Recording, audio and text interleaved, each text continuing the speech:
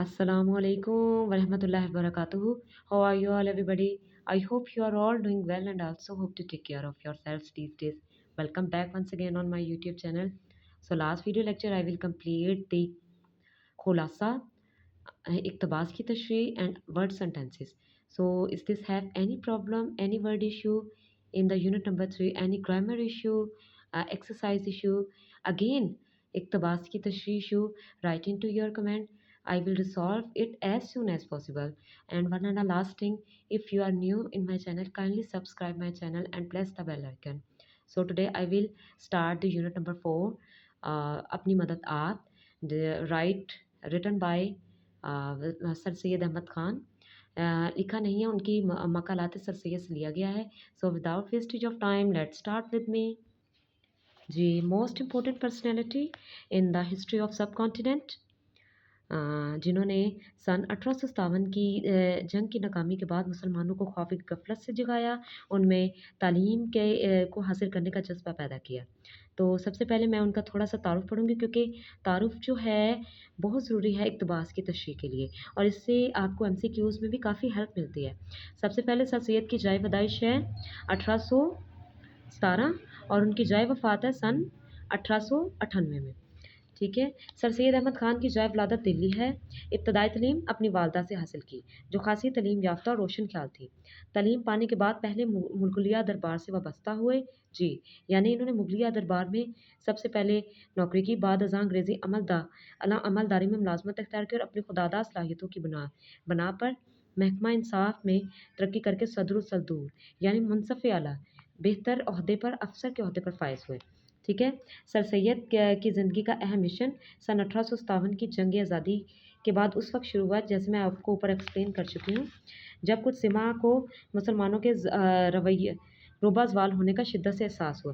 Sir Syed ने जंग आज़ादी की नाकामी मुसलमानों के ज़वाल के इसबाब पर गौर किया, तो वो इस नतीजे पर पहुँचे कि उम्मत मुसलमा की अहया और इसकी तरक्की जदीद तालीमात के हसूल में मुज़म्मिर हैं। मैं ऊपर ऑलरेडी आपको एक्सप्लेन कर चुकी हूँ। मुसलमानों में जदीद तालीमात को हासिल करने का जज्बा सर सैयद अहमद ख़ान ने ही पैदा किया, और जब तक मुसलमान कौम जदीद उलूम फ़नून ख़ुसूसन साइंसी उलूम में महारत हासिल ना करेगी, वो तरक्की नहीं कर सकती। ठीक है। नेक्स्ट है, हम सर सैयद के अहम कारनामे जो कि पढ़ते हैं, ये भी एज़ा इक़्तिबास की तशरीह में इसकी बहुत ज़रूरत पड़ सकती है। इसको आप एज़ा ऐड कर सकते हो।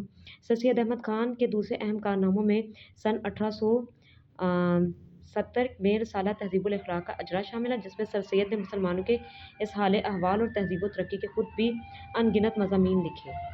ठीक है। सर सैयद अहमद ख़ान ना सिर्फ उर्दू मज़मून वैसे के बानी हैं, यानी इन्होंने इंशा पर्सदारी में भी अपना नाम पैदा किया, बल्कि जदीद उर्दू नस्र के बेशतर रवैयों का आगाज़ भी उन्होंने ही किया। उनकी तहरीरों में अक़लियत यानी दानिशमंदाना मकसदियत, इंसान के पैदा होने का मकसद, ठीक है, तालीम हासिल करने का मकसद, इस्तदलाल और सादगी की तमाम सिफ़ात हैं। इनकी तसानीफ़ में आसारे सनादीद और खुतबात अहमदिया के अलावा अनगिनत मज़ामीन शामिल हैं। शामिल किताब सबक अपनी मदद आप मकालात सर सैयद की जल्द पंजम में से एक है, जिसका मरकज़ी ख्याल ये कौल है, खुदा उनकी मदद करता है जो अपनी मदद आप करते हैं। जी, सबसे पहले मैं सबक का आगाज़ करूँगी मकासद तदरीस से, और मैं पहले ही आपको बता दूँ कि मैं कुछ ही पैराग्राफ्स इसमें एक्सप्लेन करूँगी, ज़्यादा नहीं एक्सप्लेन कर सकती, क्योंकि इसके साथ वीडियो काफ़ी लंबी हो जाएगी। सबसे पहले तुलबा को अपनी मदद आपके जज्बे से आगाह करें। ठीक है, वो मैं आपको चैप्टर में साथ ही कर दूँगी, और इस पर अमल पैरा होने की तलकीन करें। तलबा को इस मकूले के अल्फाज खुदा उनकी मदद करता है जो अपनी मदद आपसे करते हैं, इससे आगाह करें, और इस हवाले से कुरानी तालीमात का हवाला देना। ठीक है, वो आपको दे दिया जाएगा। इसमें मौलाना ज़फ़र अली ख़ान के इस शेर की बुनियाद पर सबक की तफ़हीम करना यानी एक्सप्लेन करना, खुदा ने आज तक उस कौम की हालत नहीं बदली ना हो जिसको ख्याल अपने हालत के बदलने का। कि देखिए, इसका लिटरली मीनिंग ये है कि हर चीज़ में विदाउट एनी हार्ड वर्क आपको कोई भी चीज़ नहीं मिल सकती। तलबा को अलिफ बाय तरतीब लुगात का इस्तेमाल, मुतलाज़िम या ग्रोही अल्फाज समझाना, वो आपको ग्रामर में समझा दिए जाएंगे। इसका खुलासा हमेशा की तरह आपको रिटर्न फॉर्म में मिल जाएगा, और मज़मून लिखने के बारे में निकाल। सबसे पहले यहाँ से मैं स्टार्ट करती हूँ, खुदा उनकी मदद करता है जो अपनी मदद आप करते हैं। ये एक नहायत आमूदा और आजमूदा मकूला है। इन छोटे से फ़िक्रों में इंसानों का और कौमों का और नस्लों का तजुर्बा जमा। एक शख़्स अपनी मदद करने का जोश उसकी सच्ची तरक्की की बुनियाद है, और और जब ये जोश बहुत शख़्सों में पाया जावे, तो वो कौमी तरक्की और कौमी ताकत और कौमी मज़बूती की जड़ है। इसका ये मतलब नहीं है कि आप ये सोचें कि मुझे बैठे-बिठाए सब कुछ मिल जाएगा। आज से पहले जो कौम ज़वाल और पस्ती का शिकार थी, उन्होंने अपनी मदद आपके तहत ही तरक्की की, और बहुत सी ऐसी कंट्रीज़ हैं जिनके जंग के बाद उन्होंने अपने हालात खुद ठीक किए हैं, और वो आपके सामने मिसाल है। जबकि किसी शख्स के लिए या किसी ग्रोह के लिए कोई दूसरा कुछ कर सकता है, तो इस शख्स में या तो उस ग्रोह में से वो जोश, अपनी मदद आप करने का हुक्म हो जाता है, और अपनी ज़रूरत अपने अपने आप को मदद करने की इसके दिल से मिटती जाती है। और इसी के साथ गैरत, जो कि एक नहायत उम्दा क़ुव्वत इंसान में है, और इसी के साथ इज़्ज़त, जो असली चमक-दमक इंसान की है और खुद जाती रहती है। यानी उसमें अपने आप गैरत, उसकी क़ुव्वत ख़त्म हो जाती है, वो दूसरों पर ही मुनहसर होने लग जाता है, ठीक है ना? ये नहीं कि आज का काम कल पर छोड़ दें, ठीक है? जो आज का काम है वो आज आप ही कंप्लीट करें, खुदा भी उनकी मदद आप ही करता है। अगर आज से 70 या 75 साल पहले सर सैयद या हमारे जितने भी लीडर्स जिन्होंने पाकिस्तान बनाने में हेल्प किया, कि वो भी यही सोचते कि ये नहीं आज़ाद हो सकता, तो शायद आज हम एक आज़ाद कौम ना बन के बैठते, ठीक है ना? ये सबसे बेहतरीन मिसाल है। ये एक नेचर का कायदा है कि जैसा मजमूआ कौम की चाल-चलन का होता है, यकीनी उसके मुवाफ़िक और उसके कानून और उसके मुनासिब हाल गवर्नमेंट होती है। यानी जैसी कौम होगी, वैसी ही गवर्नमेंट होगी, वैसी हुकूमत होगी। जिस तरह के पानी खुद अपनी पंसाल में आ जाता है, इस तरह उम्दा राया या उम्दा हुकूमत होती है, और जाहिल व ख़राब नातरबियत याफ़्ता राया या पर वैसी ही अक्कड़ हुकूमत करनी पड़ती है, ठीक है? तमाम तजुर्बों से साबित होता है कि किसी मुल्क की खूबी या उम्दगी और क़दरत व मंज़िलत, ये निस्बत वहाँ की गवर्नमेंट के उम्दा होने के ज़्यादातर उस मुल्क की राय के चाल-चलन, अख़लाक़ व आदात, तहज़ीब व शाइस्तगी पर मुनहसर है। देखिए, आज इस दुनिया में बहुत सी ऐसी पर्सनैलिटीज़ हैं, जो पैदा होते ही एक अमीर ख़ानदान से या अमीर फैमिली से ताल्लुक़ नहीं रखती हैं। उन्होंने मेहनत करके, बहुत सी ऐसी पर्सनैलिटीज़ हैं इस दुनिया में, जिन्होंने मेहनत करके अपने मुल्क को अपने लिए, ना सिर्फ़ अपने लिए बल्कि दूसरी दुनिया के लिए भी एक बेहतरीन मिसाल बने। उसके बाद मैं यहाँ पर आती हूँ, कौमी तरक्की मजमूआ है। शख़्सी मेहनत, आपकी अपनी मेहनत का, आपकी अपनी इज़्ज़त का, ईमानदारी का, हमदर्दी का।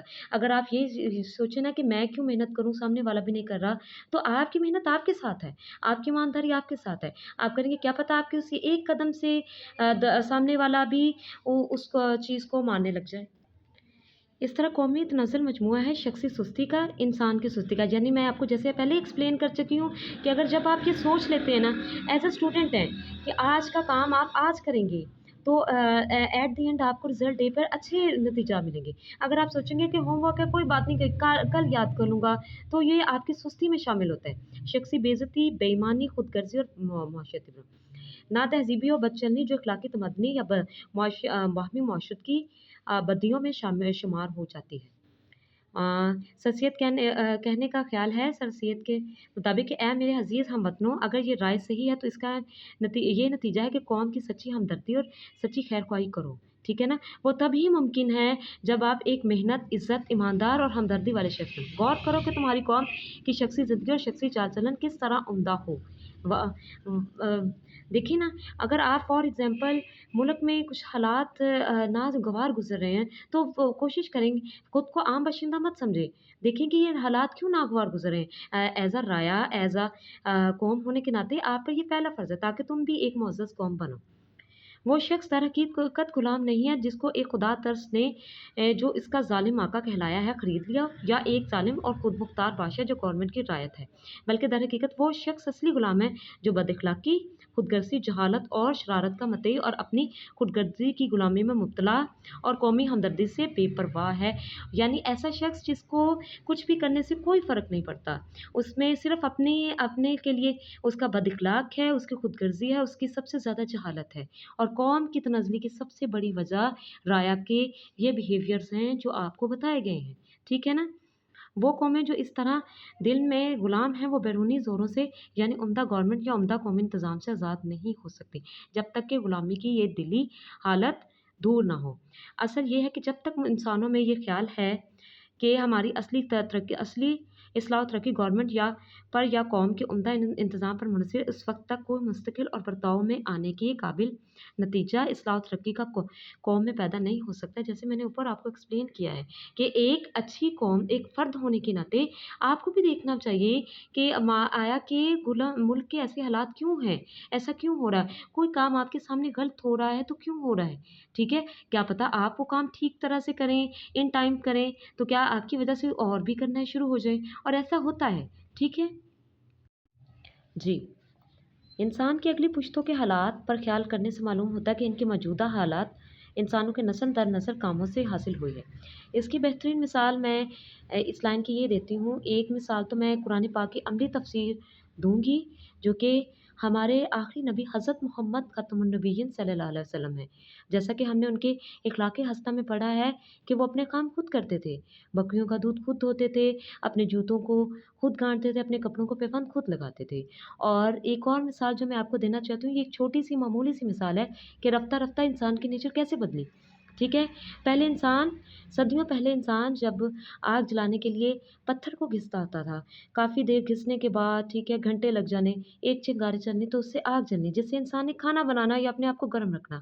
پھر اسی انسان نے محنت کی، اسی آگ کو وہ دیا سلائی پر لے آئے، یعنی جسے ہم ماچس کہتے ہیں. وہ اس کو ایک دفعہ رگڑنے سے اپنے آپ آگ جل جاتی ہوتی تھی.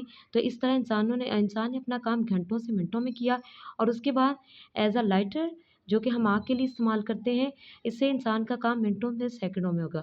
اور اب آج کا انسان تمام چیزیں الیکٹرانکلی طور پر یوز کر رہا ہے. تو یہ انسان کی مسلسل محنت اور جدوجہد کی بنا پر ہی ہے.